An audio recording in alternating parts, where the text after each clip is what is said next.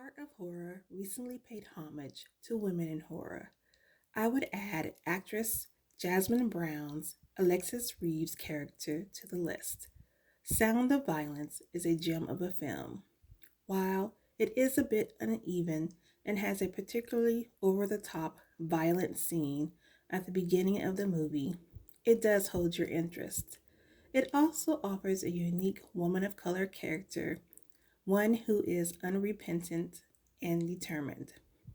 The film did make me wonder what a Jordan Peele or a Nia DaCosta would have done with it, as I think they did a great job reinterpreting the new Candyman movie. So I recommend this one. Check it out if you dare.